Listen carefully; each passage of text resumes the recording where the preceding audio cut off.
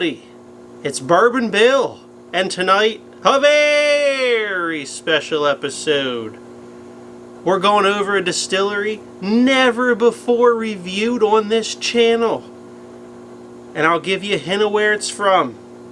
There's an old saying, only steers and questionable bourbon come from the state of Texas.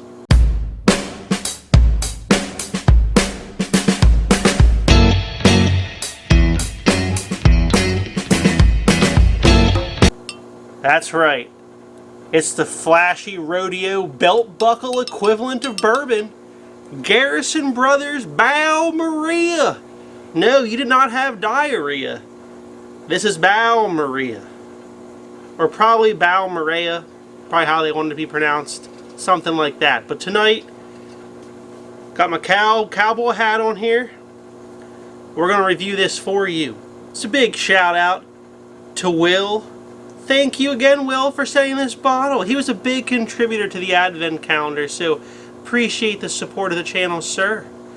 So, believe it or not, I've never had Balmorhea, however you want to pronounce it here, before. Never tasted it. I've seen it a few times at some Total Wines outside of the state of Pennsylvania, but you know, I've never tried it. I've had Garrison Brothers one time. It was not this bottle, at a bar, and it tasted like hot table varnish. And I thought, that's probably the Texas funk that people talk about. So I kind of wrote off Texas whiskey. But Will sent this over, and my God, is it dark. Look at that. And you know how we love a deep, dark, and rich bourbon on this channel. So I poured it into a glass over here, and we'll get to that in a second. But first, let's take a look at this bottle, because she sure is fancy. So on the front here we get Garrison Brothers, in case you didn't know what distillery this was from. Balmorhea. And a beautiful, this is a metal band, by the way, as well as like a metal inset star here. Pretty fancy. We get Texas straight bourbon whiskey, coming in at 115 proof, compute 57.5% alcohol by volume, for all you math whizzes out there. Now, we get certified Texas whiskey here. Also, I gotta say, we get this fancy medal. And it is a medal, so we know what Rita's getting for her birthday coming up, don't we? Right? Just tie that ribbon around her neck and necklace. There you go. So it says 2020 San Francisco World Spirits Award double gold winner. If I recall, that was during COVID, where they might have done it at home virtually. Not the best year to put on here. And on the back it says Jim Murray's Whiskey Bible, American Micro Whiskey of the Year in 2019 and 2020. Okay, they've won some awards, but this thing is so bouncy and annoying, I have to get rid of it. So, other than that, look at this beautiful blue wax job here. Coming down the bottle, tore off very easily. Knob Creek, if you can't visit Maker's Mark, go visit Garrison Brothers. Learn how to do some damn wax for once.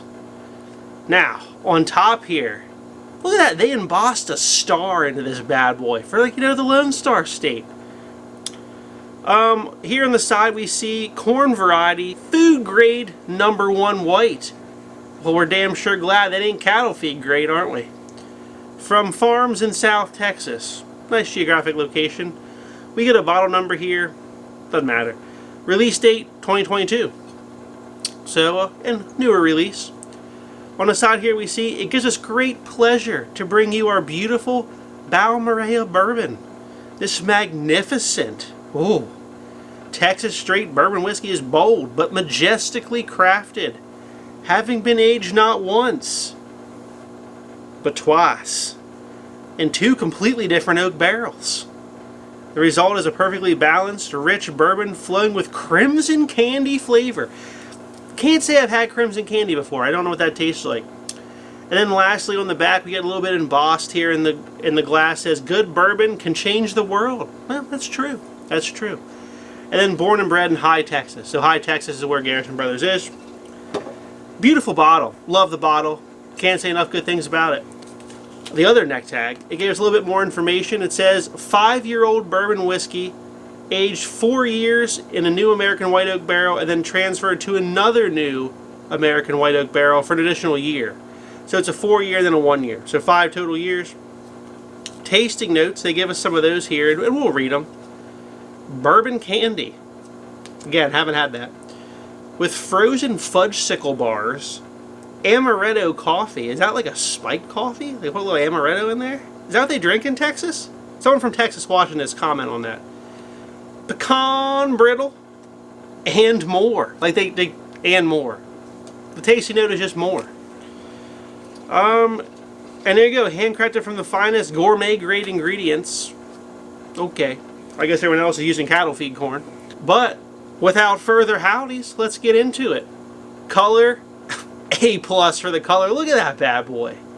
Just deep, dark, and rich looking. We love it. Let's give it a nosing. God, it smells delicious. I get a lot of oak and then just like a fresh lumber on there, man. It's the hallmark of a double oak bourbon that's not that old, right? This is a 5-year-old product. It's not, it's not 8, 10 years old. It's got a lot of oak, but it's got that fresh lumber on there too, to let you know she ain't too old.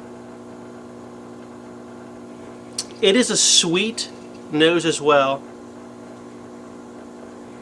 I get some red fruits on here. And ironically enough, it does smell like a fudgesicle bar. But you know what it really smells like? The wooden popsicle stick that's in that fudge bar. When you eat the whole fudge bar off, you're left with that wooden stick with a little bit of chocolate fudge on it. That's what this smells like. You can smell the wooden stick in the fudgesicle bar. Crimson candy, I don't get that. I mean, there's like some cinnamon here. It's kind of like nougat chocolate cinnamon, oak, and then on top of that fresh lumber. Let's give it a sip. Whoo! Man, she's tasty. It's pretty good, I'm not gonna lie.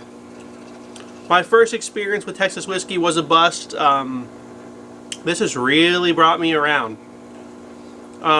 It does get very chocolatey.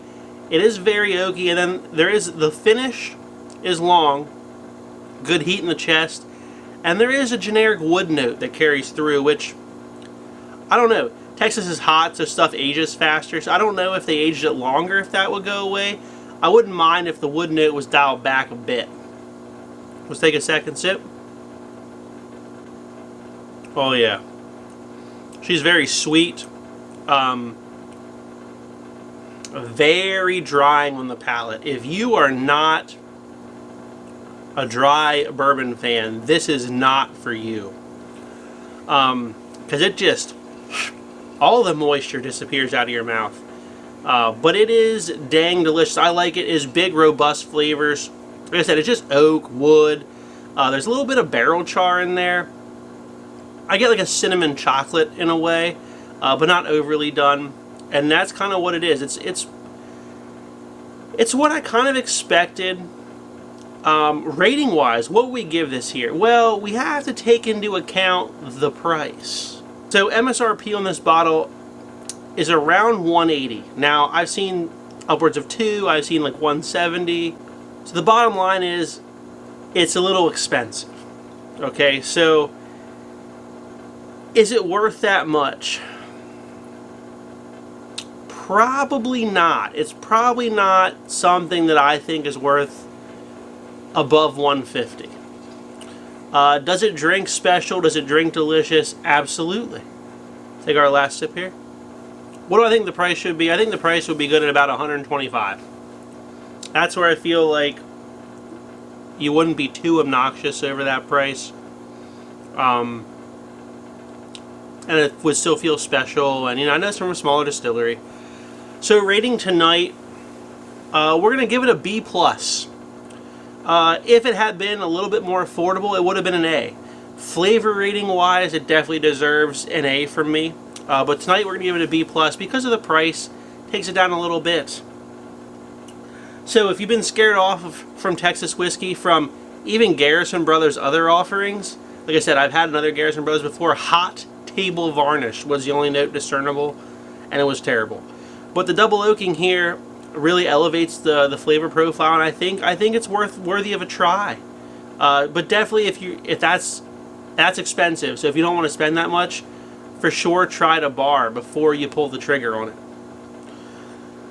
Now, we wouldn't leave you there. So I got to thinking, what else do I have that is just big, bold, dark, and delicious? Double oaked, perhaps, as well as 2 new American oak barrels. Is there such a thing? Bet your sweet steer behind there is. Peerless double oak bourbon. Now you already know, if you watch my review, which I will link above, that this is an A+ hitter. This bad boy here comes in at 109 proof. Compute 54.55% alcohol by volume. So a little lighter in proof. Both bourbons, one from Texas, one from Kentucky. Pour it up here.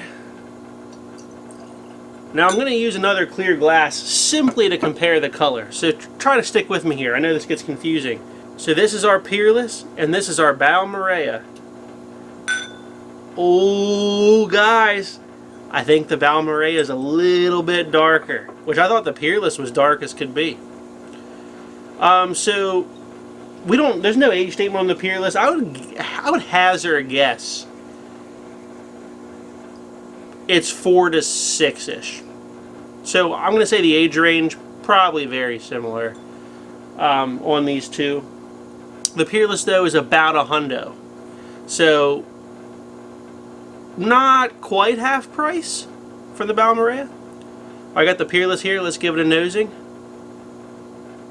Oh. So there is a different note here. There is, I know originally when I gave this review, I was like, oh, it's kind of woody. And it's woody, but it's like a spicier wood. And there's just more seasoned oak here as well. It just smells a little bit older. But as far as nose,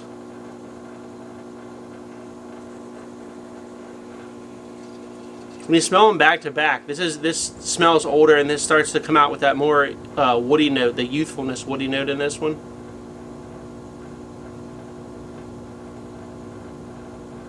The Peerless even smells a little mesquite-y, you might say. Let's take a sip of the Peerless. Oh, hot damn. Forgot how good that Peerless is. It's just oak, and char. And there's some caramels and cinnamon in there. Far less woody than the Balmorhea. An A+ here. For $100, A+. Pick yourself up a Peerless Double Oak. You will not be disappointed. Now we'll go back to the Balmorhea. It is sweeter, but there's just a pervasive lumberyard note coming through now. Alright. So unfortunately going to be a split decision. It's really going to be dependent on what you want during the night. The Peerless is much more normal Kentucky-ish bourbon flavor profile. You get the caramels, kind of the vanillas, and then just bam, lots of seasoned oak. A little bit of wood at the end, but it's mainly a seasoned oak star with that just caramel and like a little brown sugars. It's very good. It's very traditional bourbon, but overdone on the oak. That's the Peerless. The Balmorhea is sweet, chocolate, there's a little bit of cinnamon in there, and then just a very heavy, pervasive wood note. But when you factor in the price, the Peerless becomes the winner. But definitely try the Balmorhea. It is very delicious, and the flavor profiles do differ, but I think if you like one, you'll most likely like the other as well. So if you like what you saw tonight, please like, comment, and most importantly, hit that subscribe button. Thank you, everybody. Have a good evening.